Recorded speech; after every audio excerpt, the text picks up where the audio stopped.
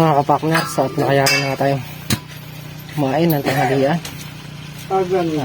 Nag-aasaral kami naman tiyaga para mabuhay yung daan tubig, tsaka malinis na rin yung daan yung pinakapuno ng Calamansi City.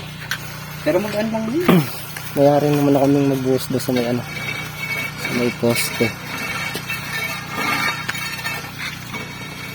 Colonel Red at si Makmak, nagigigit na yung mga kalat-kalat. Totoo nga.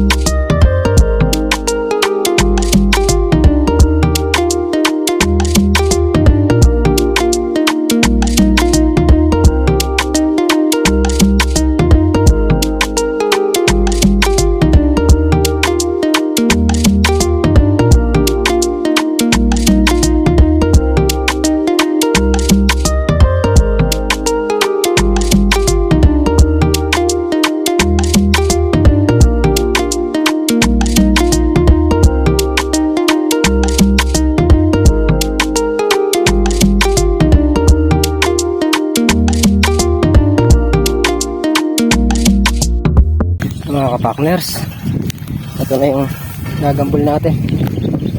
Nalinis din natin yung mga puno niya. Mula dito hanggang doon sa may kalahati. Si Mantiaga papunta na rin dito. Kakalahatiin lang namin gawa malawak po, mahaba. Kaya ito kalahati, tsaka natin ibatan ng lakman.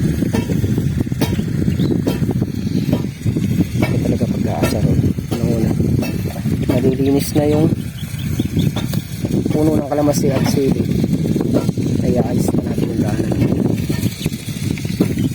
Kung nagpatubig dyan, medyo mabilis na yung agos ng tubig gawa maganda yung daan ng tubig. Yan yung ating tanim na sili.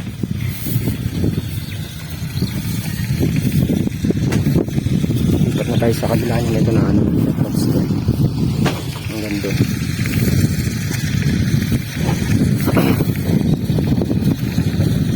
Tutuloy lang natin kung ano may papantay-pantay lang natin mga pag-usap. Gawa namin Mantiaga para maganda ng tinitingnan. Tapos pag nangyari yan, tsaka kami babasa ng doon yung ulit.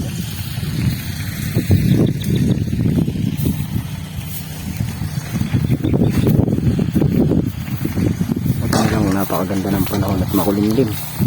Sarap ng trabaho pagka ganyan.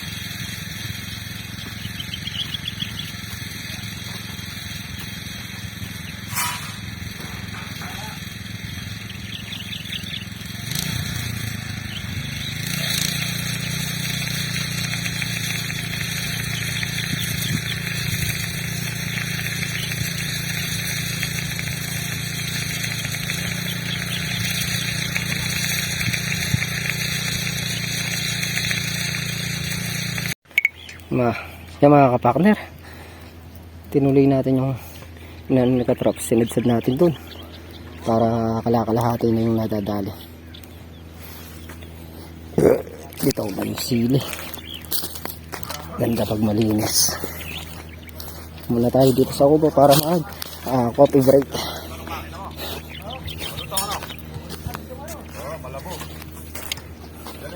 So magsinigaan na rin yung mga basura namin, yung mga di nagagamit na plywood na liit-liit, sinigaan. Pero yung mga buoan dun, pinagtatabi nila.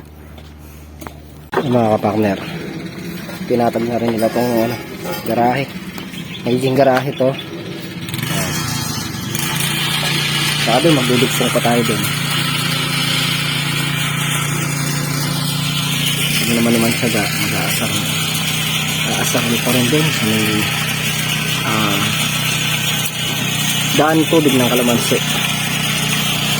Ano mga naasar na malinis na.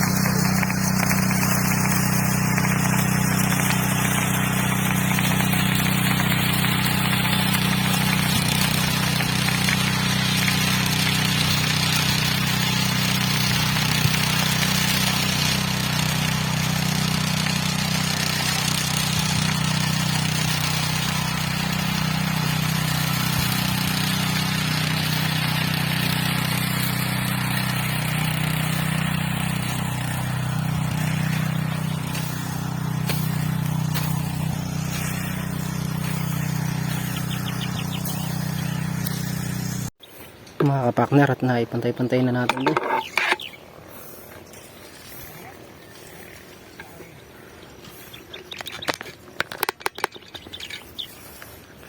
Pantay-pantay na yan mula doon hanggang doon. Lipat na tayo sa bungad kasi mantiga sa Katrops.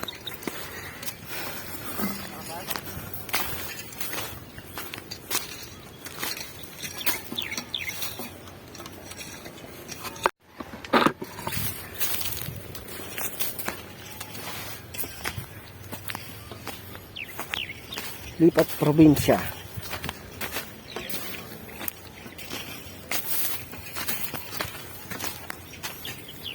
Malaki puluhan eh.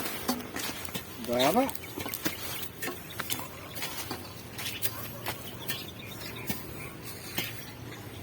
Ganda ng bundok Arayat oh. Hi, Pans. Drone yan, drone.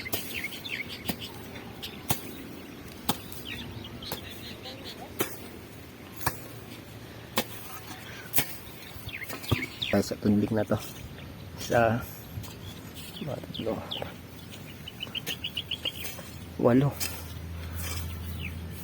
tudling pa.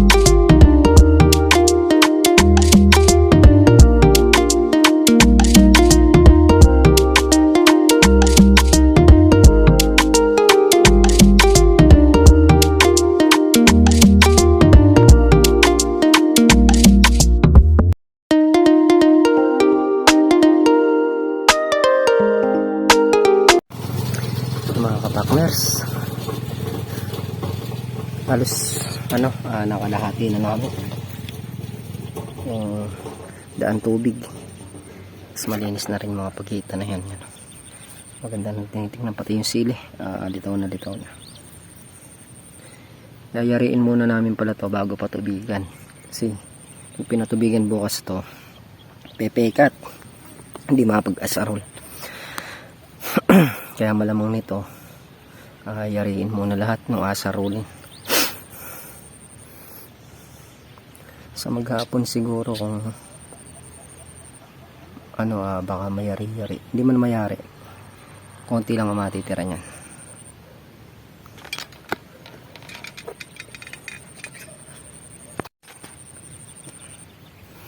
Buti medyo makulimlim. Pero kanilang pandang alas 2. Medyo mainit. Alas 3 na yun. Kumulimlim na. Medyo malaki na trabaho natin. Mainit lang, hindi naman malaki matatrabaho pag gano'n kainit.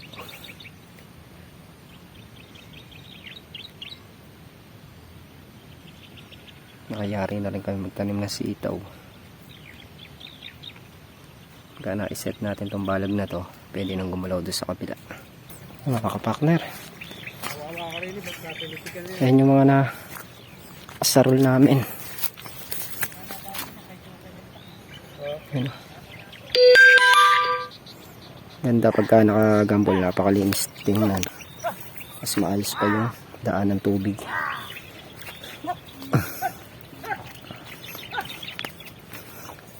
Bali yung alambring mga putol-putol, tinatabi namin, nilalaglag namin sa hukay kasi delikado sa grass cutter.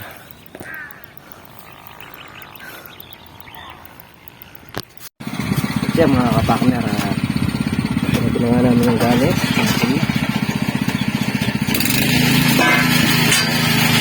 Kami pahinga lang konti at uuwi na rin.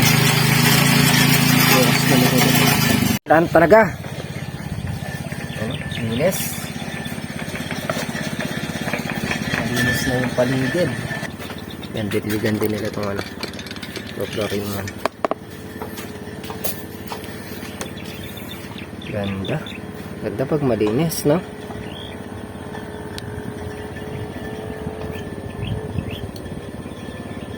A few moments later.